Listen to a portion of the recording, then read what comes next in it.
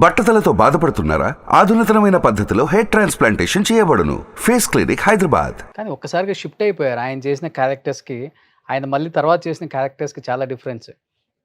బాబూ వినరా సినిమా ఇండస్ట్రీలో అదొక వాట్ యు సే ఒక వెరీ గుడ్ టైం అండి. అవును. తెలుగు సినిమాలో ఒకే టైంలో ట్యాగ్‌లో ఒక 20 ఇయర్స్ మధ్యన యూ గాట్ మైథలాజికల్ జానపదాలు, ఇది ఈ ఇది సైన్స్ అదేం ఫిక్షన్, లేదు. ఎన్ని రకాలు మీరు ఏదైనానండి, ఫ్యామిలీ సెంటిమెంట్ సినిమాలు, ఆహ్, రకరకాల సినిమాలు వచ్చినాయి. అదే టైం ఫ్రేమ్‌లో ఇదే ఆర్టిస్ట్ ఉంటారు అన్నిట్లో. హ్మ్. హ్మ్. హ్మ్. మీరు కొత్తగా ఎవరిని తేరు. ఇంకెవరున్నారు? బయటికెళ్ళే ఛాన్స్ కూడా, స్కోప్ కూడా, ఇంత మంచి ఆర్టిస్టులు ఉన్నప్పుడు ఇంకోళ్ళు కూడా ఎతికి తెచ్చుకునే వాళ్ళు కూడా కాదు. అవునవును. మీరు సడన్‌గా ఈరోజు ఒక సినిమా చేసేవారు. ఇందులో ఏమో తాతయ్య గారుకి, ఇప్పుడు ఫర్ ఎన్ ఎగ్జాంపుల్ 'మాయాబజార్' తీసుకోండి. 'మాయాబజార్‌లో' సూర్యకాంతం గారేమో తాతయ్య గారికి mother character.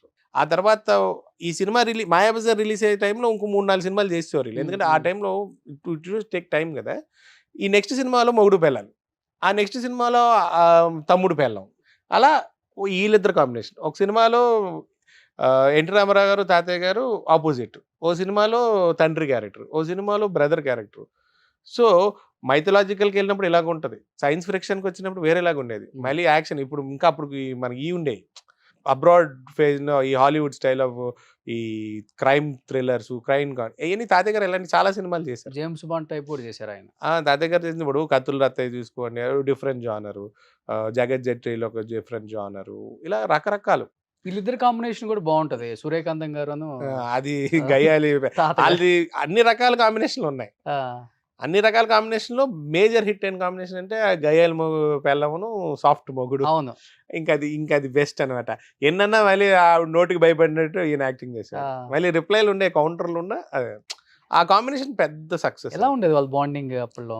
They were very good friends అండి. చాలా వరకు ఆ generation was very good friends. అసలకి షూట్ అంటే ఆ! క్యారేజులతో, బకెట్లతో తెస్తదంట కదా! ఫుడ్ సూర్యకాంతమ్మ. అనేవారండి. అంతే. అందరికి పెట్టడానికి, వడ్డించడానికి. ఆ జనరేషన్‌లో చాలా మంది అంతేనండి. హ్మ్. ఒకరోజు ఒకళ్ళు అనుకున్న వాళ్ళు తెప్పించేవారు.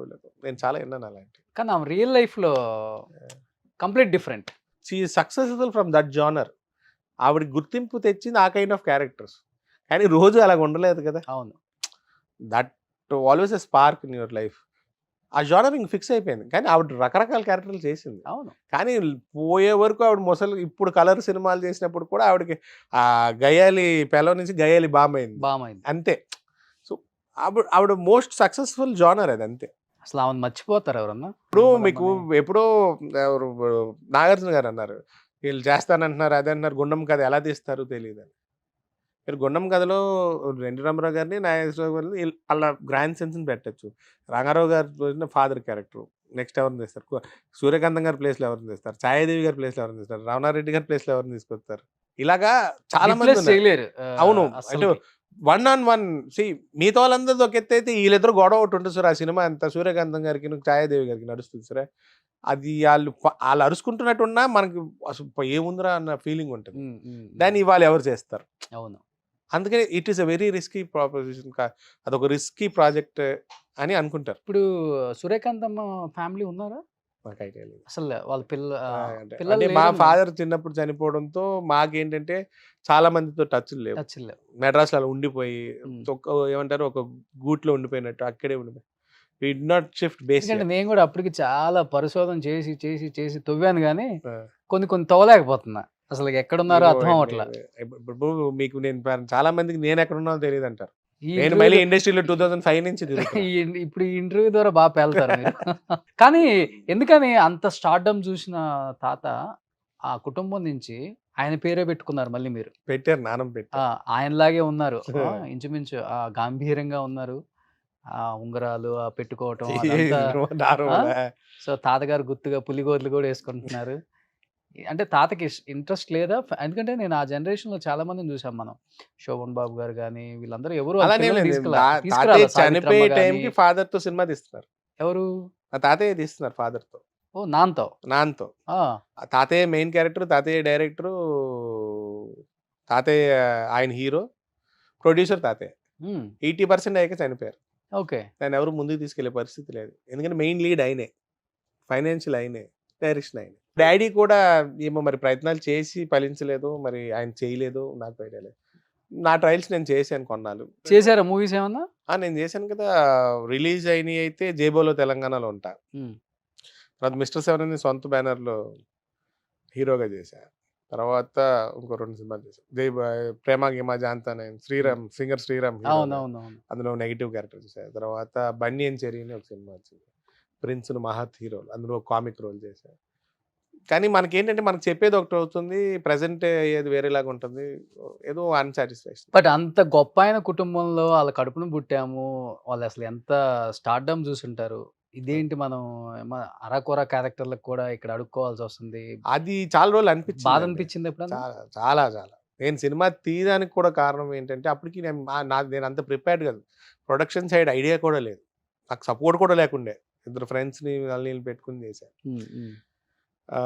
ఎందుకంటే నేనున్నానని చూపించుకోవడానికి వేరే దారి కనబడలేదు నాకు. ఫైనాన్షియల్ లాస్ అయినా దాని గురించి నేను పట్టించుకోలేదు కానీ I wanted to project my self. నేను చాలా మంది డైరెక్టర్ లేరు, అందరినీ కలిసా. చాలా మంది పెద్ద డైరెక్టర్స్. ఎస్వి రంగారావు గారు మనవణ్ణి. మీకు చెప్తే కొన్ని ఇన్సిడెంట్లు అది ఒక రకంగా ఉంటది. ఒక ఇన్సిడెంట్ చెప్పండి. ఒక ప్రముఖ డైరెక్టర్ గారు వెళ్తే నిన్నే ఎవడో వచ్చాడండి మీ పేరు చెప్పి, మీరు ఒరిజినల్ ఆడ ఒరిజినల్ అడిగారు. లేచి నడుచుకుంటూ వెళ్ళిపోయా. ఓకే. నేను ఒక 5,000 రూపాయలతో ఫ్రమ్ 2005 to 2007 ఇక్కడ ట్రయల్స్ చేశా. నాకు మంత్లీ 5,000 పంపించేవారు ఇంటి నుంచి. ఆ 5,000తోనే అన్ని చేసా. అంటే నేను మా మదర్ వాళ్ళ బ్రదర్ ఇంట్లో ఉండేవాను కాబట్టి ఆ బోర్డింగ్ ఇది ఇష్యూ లేదు. వెయిట్ నేను జిమ్కి వెళ్ళాలన్నా నిన్నే మీ పేరు చెప్పి ఎవడో వచ్చాడండి అన్నాడా? ఇంకో డైరెక్టర్, ప్రముఖ డైరెక్టర్, మళ్ళీ అది ప్రముఖులే అందరూ. ఆయన అయితే చూశాక నీకు క్యారెక్టర్ రాస్తానులే తమ్ముడు, కానీ కొంచెం మీ తాతలాగా 2-3 గెటప్లు వేసుకుని ఫోటోలు పంపు చూద్దాం అన్నారు. నాకు ఏం సమాధానం చెప్పాలో అర్థం కాల.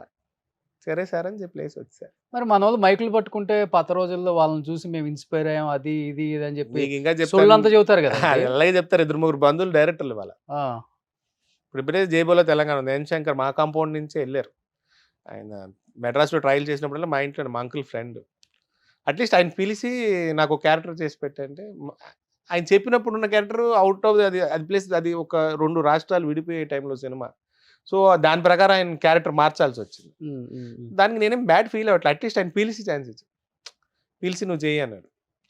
అలా ఒక సినిమా అయిపోయింది, స్టార్ట్ అయింది. నేను, అంజలీదేవి గారి గ్రాండ్ డాటర్, రావు రమేష్ గారు ఫస్ట్. అంజలీదేవి గారి ఫ్యామిలీ ఉన్నారు. వాళ్ళ గ్రాండ్ డాటర్ హీరోయిన్. 2005లో లాంచ్. నేను హీరో, ఆవిడ వాళ్ళ గ్రాండ్ డాటర్. ఆ అమ్మాయి హీరోయిన్, US లో డాక్టర్. ఆ అమ్మాయి హీరోయిన్, నేను హీరో.